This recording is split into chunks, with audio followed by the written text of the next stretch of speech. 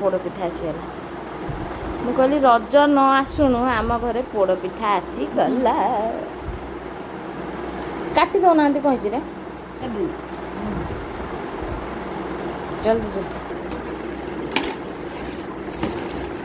କେତେ ପ୍ୟାକିଂ ଲୋ ବୋପା, ଇରେ ବାବା ଖାଲି ବାଦାମ, ଖାଲି ବାଦାମ ପଡ଼ିଛି। ଗାଁରେ ପୁରା ପାହାଡ଼।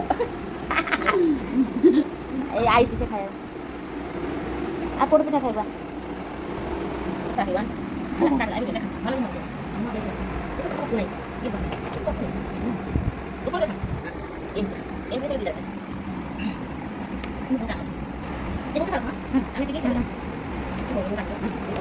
ସତ କଥା ଦେଇଦେବେ ନହେଲେ ଇଏ ହେଇଯିବ। କାଟି ହେଉଛି।